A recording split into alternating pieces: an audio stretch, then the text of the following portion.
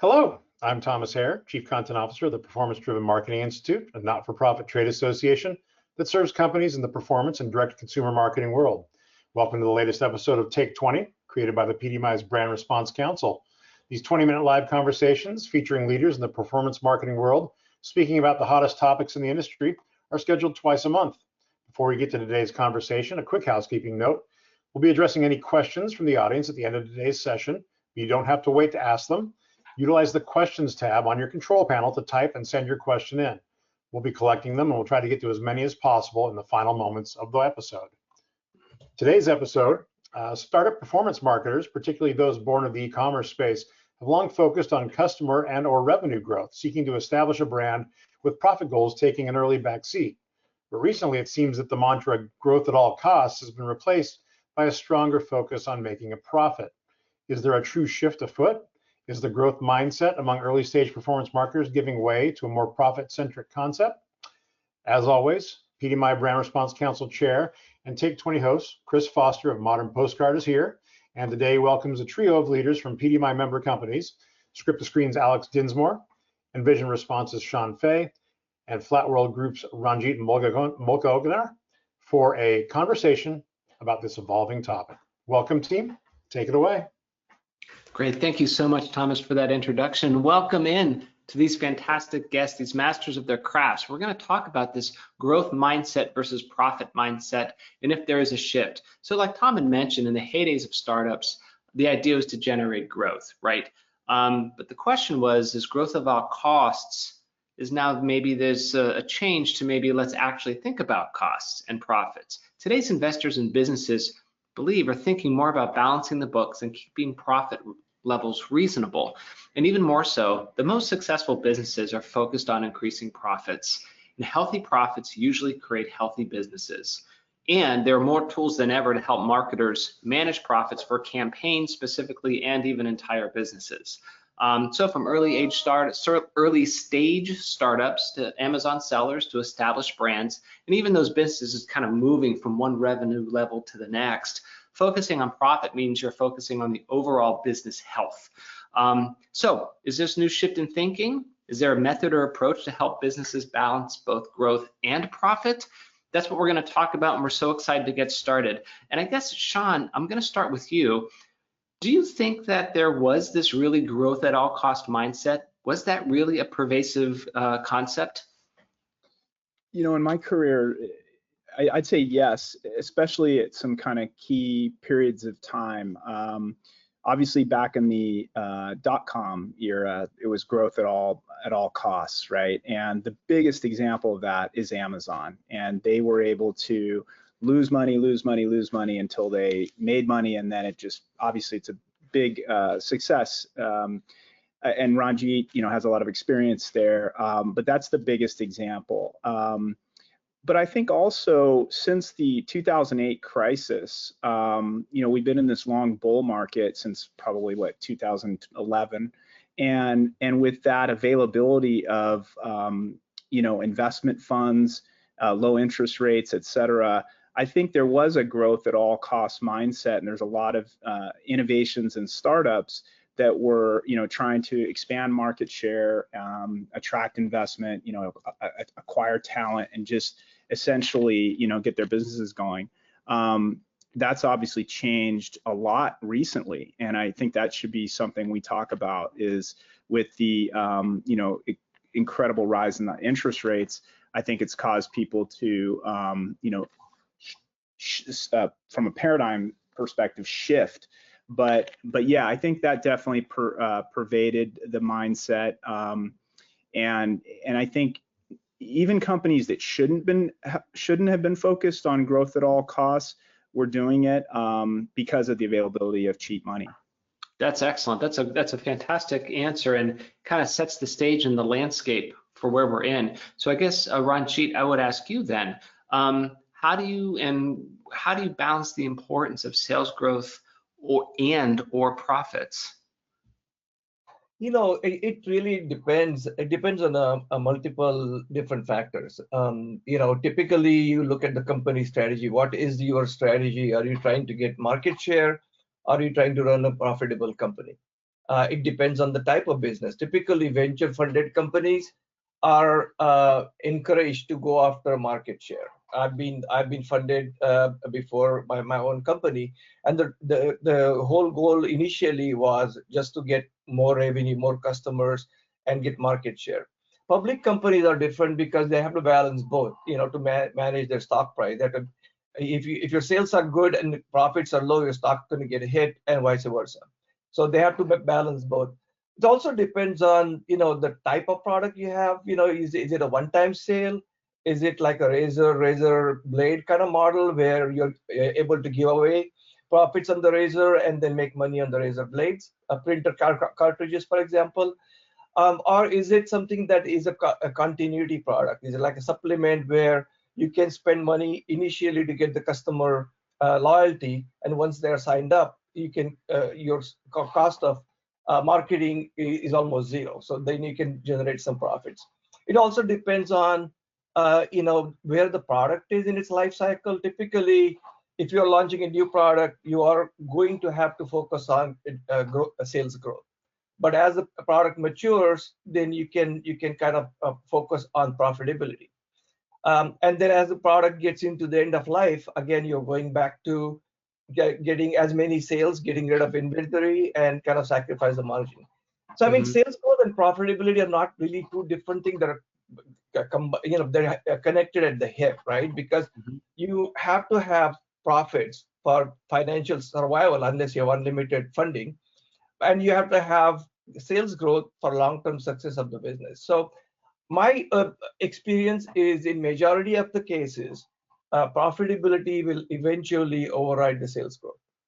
I love that idea where, when you look at the arc of a business or a brand, and I like to equate businesses and brands like people, right? You go through some early stage growth, you're an adolescent, you're figuring it out, you're growing rapidly, you have these huge growth stages, and then you get a little bit more mature, a little bit wiser, hopefully, right? And kind of plan those arcs of emphasis, right? And I think that's actually a really wise approach, Ranjit. And I guess, Alex, one of the questions that I would have, as businesses go through those arcs, and Sean, you mentioned Amazon, and they of course are, ended up, taking massive market share, but they're actually also doing some massive layoffs too right now. And some other businesses in the tech sector are doing some layoffs. Alex, do you think that some of these recent layoffs in the tech sector point to this renewed interest in profitability? Well, absolutely. I mean, there's the approach of looking at it from a sales side of the profitability, but then there's the whole operational side of the business. And I was just going to say a comment like to some of what we've been talking about before is a lot of the decisions were based on valuations. They were going after customer growth and valuations of venture-backed firms. The VC firms want to, buy it, then flip it and make money. And so, that market, as Sean said, with interest rates, it's when you start basing things off of valuations that in a lot of ways are probably flawed, that's how some of these, bad decisions are made on the business. But back to your question, the tech layoffs, I mean, it's clearly something, and I have contacts that work for some of these big tech companies, and whether you like Elon Musk or not, a lot of people looked at Twitter and with the dramatically reduced staff, and they're still operational. And the question is, I talked to another contact of mine, works in Silicon Valley. They're wondering, do we really need 80 people in HR? Can we get away with 40? And so there is a definite approach now to looking at the operational side of the business and saying, how many people do we really need to operate? And maybe asking people to work harder, but they are scrutinizing it. And now I don't know if it's bad for job growth and the job numbers, but did these jobs exist 4 or 5 years ago when the company was on its trajectory, or are we just losing a lot of these jobs that were created when these companies were in this really growth model of saying how big can we get, how fast? But again, as direct marketers, with at least from our side of always having our eye on profitability, we've just seen really a lot of waste. happening as these companies really grow or trying to grow, whether it's acquiring talent, signing bonuses, or whatever. It's just I understand that's kind of the nature of the beast in a lot of these things, but now we're certainly seeing a lot of that go away. And it's interesting, Alex, you talk about that almost like it's a pendulum, right? And we not only think of the arc of a business or a brand, but a pendulum shifting from, growth to kind of corrective measures to bring profitability back in line. So I think that that's something that we have to play with as a business and as marketers all the time. Especially if you're doing a demand program, how do you balance, aggressive spend versus balancing that with the profitability on the back end with the sales? And I guess maybe, Ranjit, I'll ask you, because you talk about profit and we talk about margin, is there this space or this range of what actually a good profit margin is? Is there a rule of thumb that folks should and could go by? Chris, it depends on the industry, obviously, right? Industry and the type of product or service you provide. So NYU did a research across all the industries, and they found out that the average profit margin was 7.7% across all the industries. Typically, if you are at 10%, you're okay. If you are 5%, you need to definitely improve your margin. If you're 20% profit margin, you are doing really well. I mean, obviously, there are multiple ways to improve profitability, reducing your operating costs, just like Alex was mentioning, reducing your operating costs, reducing your cost of goods. Also, maybe sacrifice underperforming products, just get rid of them, because a lot of the companies have so many products, only maybe 20 or 30% of them are really high performers. So you have to sacrifice the products. You also have to look at your sales channels. Is it your B2B channel, B2C channel, whether it's Amazon, whether it's your own e-commerce site, whether it's distributor? You have to look at which channel is going to give you the most profit, because there's a massive difference between each of those. You have to also look at the marketing programs, right? Which marketing programs are generating enough ROI? And then, of course, you have to adjust your pricing strategy, make sure your pricing is right and competitive. And I think what helps profitability is really the brand loyalty programs, continuity programs, subscribe and save on Amazon. That actually can improve your profitability. Your cost goes down as the customers continue to buy the same products.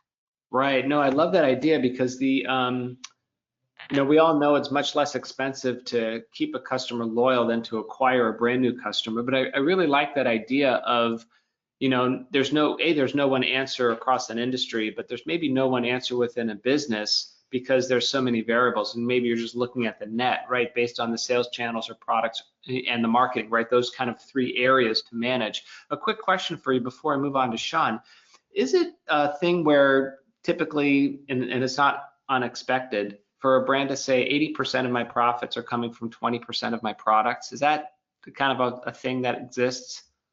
It does. In many cases, 80% of your sales, it depends. 80% of your sales typically come from your 20% of the products, because there are high performing products, and then you add other products to beef up your product offering or maybe beef up your brand, right?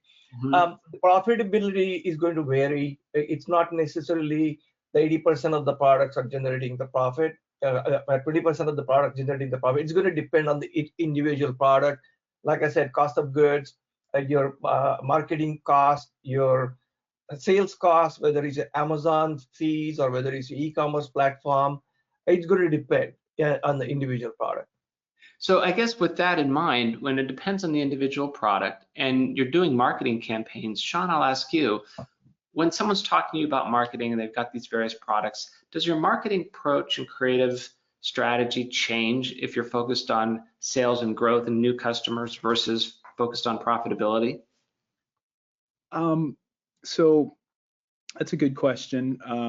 I would say that being a performance marketer with a focus on our core competency is direct response television, developing marketing strategies and creatives and managing media and analyzing results along that sort of channel, if you will. We are very much focused on profitability, because the name of the game is what is the cost? How can we get the lowest cost per call, cost per acquisition, cost per sale? That being said, we have customers. One of them I can mention is Blue Cross, and in addition to trying to drive a profitable campaign, 50% of one of their markets, one of the states, are customers of Blue Cross. And so taking that huge market share and continuing to maintain it and grow it requires infusing that direct response with that brand attribute, the brand response. So we have to focus on growth, which is branding. And there's been some brilliant things said today about, where in the life cycle are you? When a company hasn't quite, when it's a startup, and which a lot of companies are, right? They might have got they're still trying to get their product market fit online, and then they maybe go to TV or they go to some other channel to expand.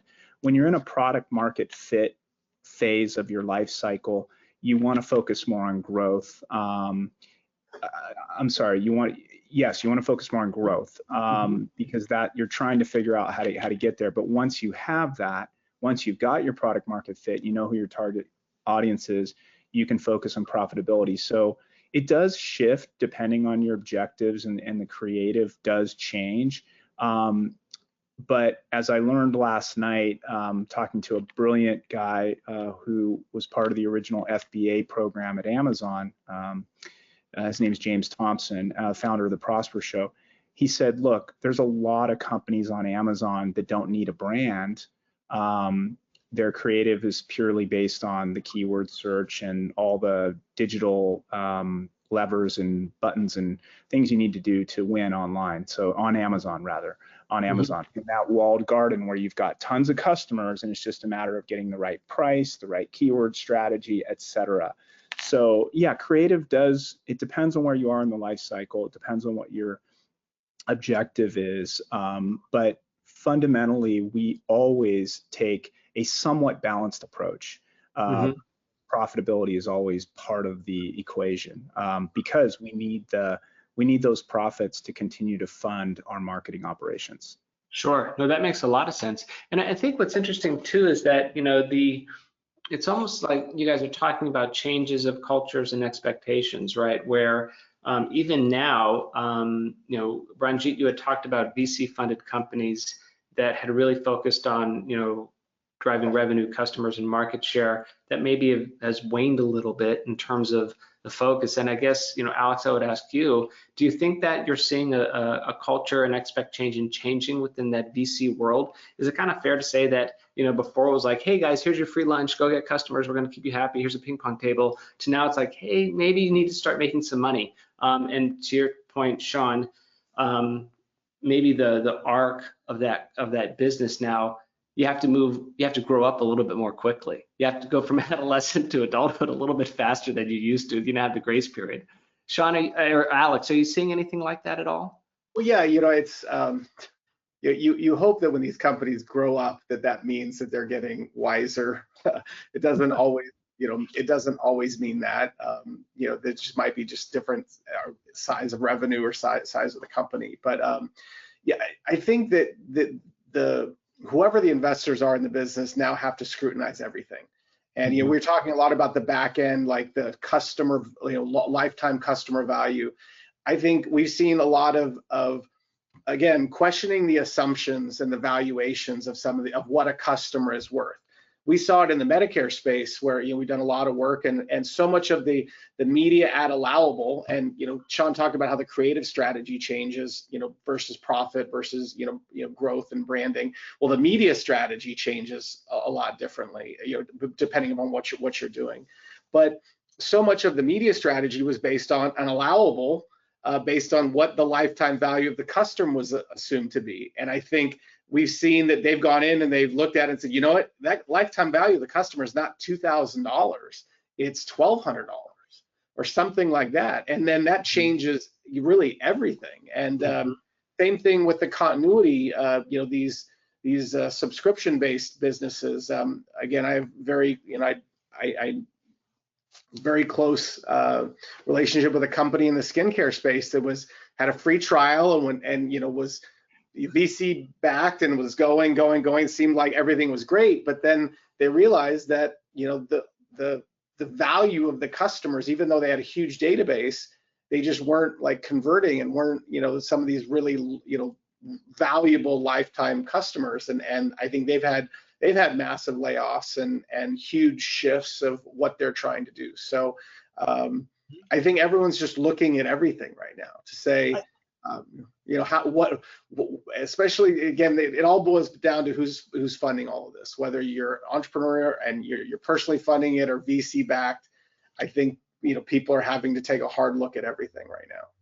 I love that because I love the example. I don't love it that they have to lay off folks, but that's where these we talk about the growing pains, and it is kind of funny, right? As human beings, we've all learned from mistakes that we've made, and sometimes the best learning you get is the consequences of a poor decision, right? And so it's even with businesses too, it's an interesting thing where they don't know that until they know that, right? The free trial is fantastic and it brings people on board, but if you can't convert a free trial to a loyal repeat customer, then there's a big change in the economics and the model itself, and they have to then change. That whole strategy changes, right? Is it a free trial? If it's not a free trial, what do we do, right? How do we adjust? And so I think that all those lessons are ones that are coming up and being more visible. And to your point, Alex, I do think that there's a little bit of a tighter scrutiny that's happening now, and a lot of the platforms make it a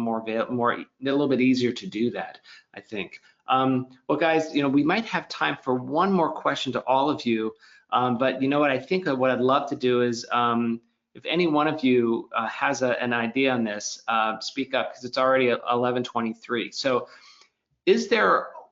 are there tools, and what tool might you recommend to estimate or even calculate potential profit and revenue? I can, Chris, just briefly talk about Amazon in particular. You can either sell wholesale to Amazon or sell on Amazon as a seller. There are tools to estimate both. We use a lot of tools to estimate both the sales potential of a particular product by looking at competitive products and categories.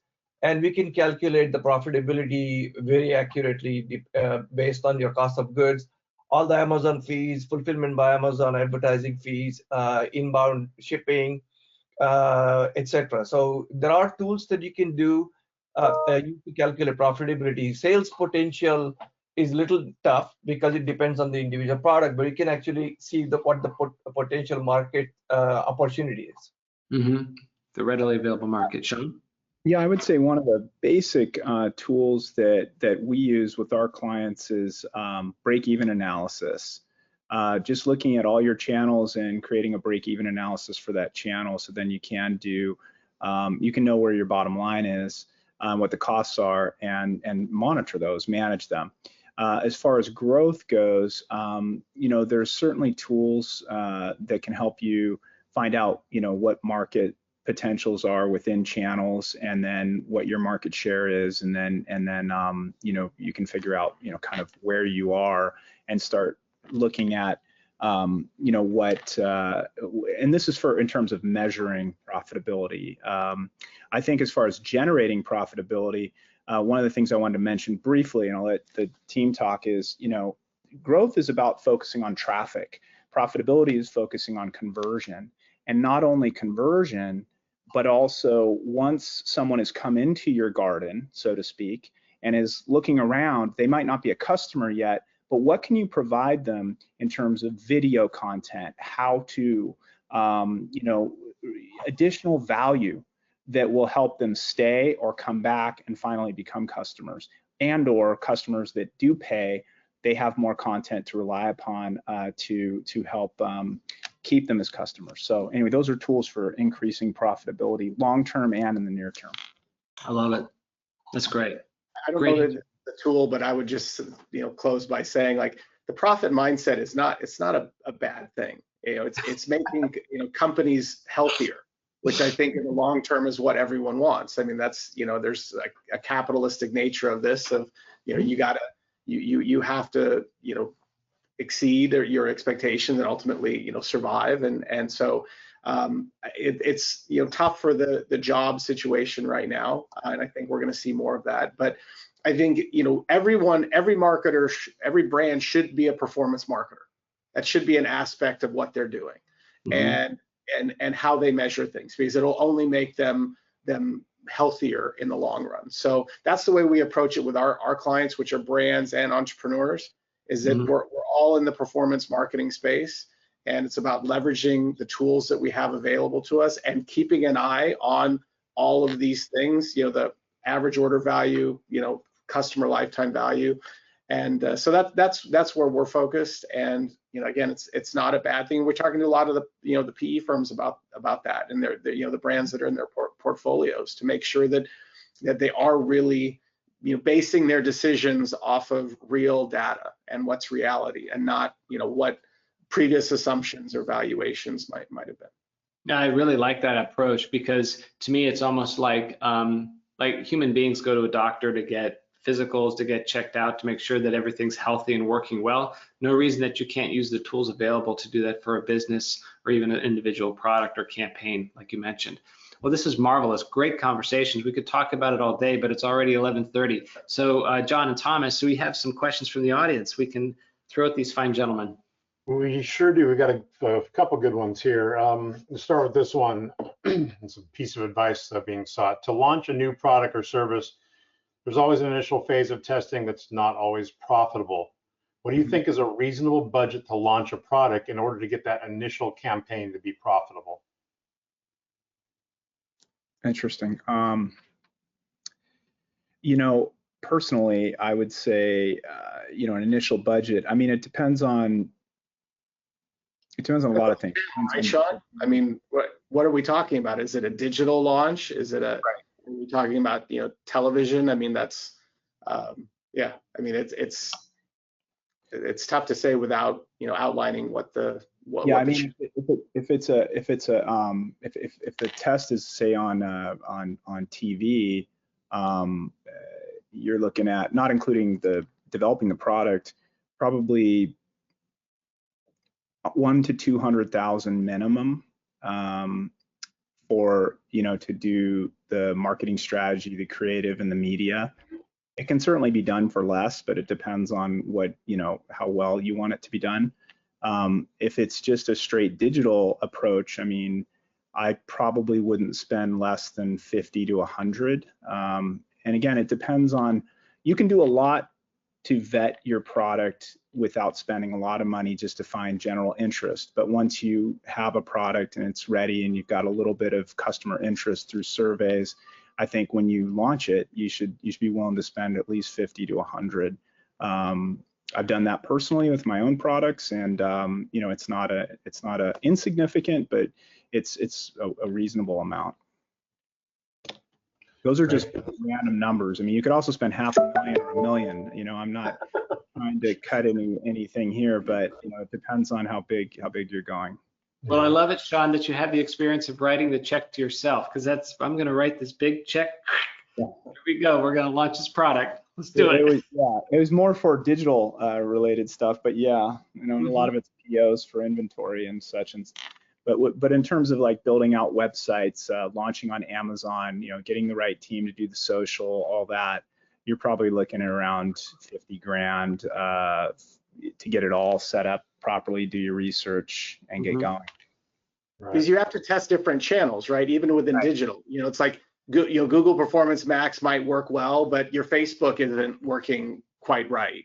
So you can't just go out there and do one thing to test it. You've got to put content out there in different channels and then optimize. So yeah, I agree with Sean's numbers. It's kind of like the minimums of what you're looking at, and you can certainly expand from there. But it's not just the setting up of it and adding content. It's also the media, right?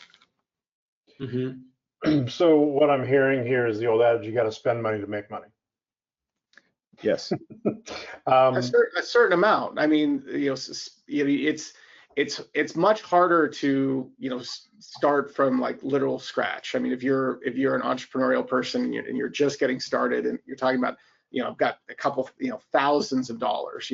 That's really, really hard. And, it's going to take tens of thousands of dollars, if not hundreds of thousands of dollars, to really launch a company, launch a product, and grow it with any sort of velocity. I mean, if you're fine, with single-digit growth on an annual basis, and I guess that's okay. But I mean, most of our clients are not looking for that. They have aggressive timelines of which they want to scale their business. One quick thought, one advice I give to all my clients is, if they are doing a DRTV campaign, radio campaign, social media campaign, digital campaign, before they start any of that, I advise them to be ready on Amazon, having your account set up, listings optimized, inventory ready, because a large percentage of consumers, when they see an ad on TV, they look for it on Amazon. So not having your product on Amazon when you're launching a campaign is a major mistake. And I'll add statistic to that just real quick, is we launched a product that was live on Amazon, but it wasn't, they weren't promoting there. They went on TV, and 30% of the sales from the whole campaign happened at Amazon. Yep. Without any, it was only, only the TV that was there. But just, to Ranjit's point, there's a huge group of people that just go there to conduct the transaction because they're comfortable doing it. Yep. I would say I agree with what they said. I would go on Amazon. I would get Helium 10, which is an app that you can use, and I would work with an agency like Ranjit's that can manage your Amazon. But the thing that's nice about Amazon is not only does it give you a way to test your product, get that product market fit, test keywords, but you also have like fulfillment services. It can do a lot for you. The problem is you're not going to get customer data, and that's the issue. But once you kind of get started on Amazon, you start creating your own D2C channel, and that's where you start getting your customer data. And then from there you can start adding bigger reach, through TV and radio and stuff like that. Yeah, it's interesting here. Chris and I talked about getting customer data from Amazon, and we're working on a project to get some of the customers. Not everybody is going to come to you, but even if you get 10% of the customers, 5% of the customers, that, and with an offer, that can actually benefit you as well. Yeah, that's great. That's good. That's good news. You're on the cutting edge, Ranjit. And when it comes to Amazon, Okay, thanks. Great. I got one more to try to wedge in here, and then we'll get out everyone's hair. And this is basically just an opinion question for everybody. Thought it was interesting. Is the move toward profitability in the end a good thing for the performance-driven marketing industry? Meaning advertising budgets will now have even more KPIs tied to them, et cetera, et cetera. Is it a good thing for performance marketing? I think so. I think so for sure. I mean, it just is making us all more responsible, and our clients more responsible. They're focusing on what's making money. They're focusing on their strengths, and they're able to take those profits and put it back into the stuff that's working, which is hopefully the campaigns that we're developing or that they're employing. Alex, what do you think? I mean, I think I answered that question earlier, where I said I said it's not a bad thing, but I do think it is a good thing. And it is making everyone, kind of look at things that we've always looked at with our clients. So it's like, we've already been at the party for a while. It's painful for some, especially the brand equity side of things. And I think, budgets are going to be suppressed for a while because, people are really, they're not looking to do incremental things, and they're kind of going back to their home base. But, ultimately, we just live in this performance marketing space where every dollar counts. And so it certainly is going to just help, espouse the things that we've been, focused on for years. Both of you guys said it perfectly. I couldn't, agree anymore. Profitability is important. You can see it across the entire industry right now. The focus is profitability, and there is a lot of fine-tuning you can do in a business to get there. And so I think that pendulum is definitely shifting from spend all you want to make profits. Yeah, and we're finding it on our side where the conversations are not about ROAS, return on ad spend, conversations more about ROI, which return on investment, right? And that's a very interesting change when you start thinking about what does that cost per customer in real dollars from a profit perspective, because it might look great from a ROAS side, but it's marginal on a return on investment side. So those are great conversations that we're having, because in the end, what you're trying to do is to educate customers and give them more value and give them more confidence. And then I think that they in turn trust you more as agency and service provider, because you're really actually looking out for their own business health. Yeah. That makes a lot of sense. Guys, thank you all. Tremendous stuff. Great wisdom from across the board. Chris, Ranjit, Alex, Sean, appreciate you being here and with your willingness to share. For our crowd, the next scheduled opportunity to attend a live online Take 20 episode is 2 weeks from today, Wednesday, May 31st, and we'll take a look at how artificial intelligence, ChatGPT, and more is affecting the performance marketing ecosystem. Please visit thepdmi.com/take-20 to register for the webinar and check out the upcoming schedule. Finally, a reminder that registration is open for PDMI West, October 9th through 11th in San Diego. We're offering a special early bird registration rate, $100 off the regular online pre-sale price of each badge, but only through May 31st, same date as that next Take 20, 2 weeks from today. Badge holders will also get first opportunity to book their hotel rooms at our discounted block at the event's new host, the luxurious Intercontinental San Diego. Visit thepdmi.com/pdmi-west for more information and to grab your badge today. Thank you again to our group, and thanks again for checking out this episode of the PDMI's Take 20. Be well. We'll see you soon. Bye-bye. Thank you.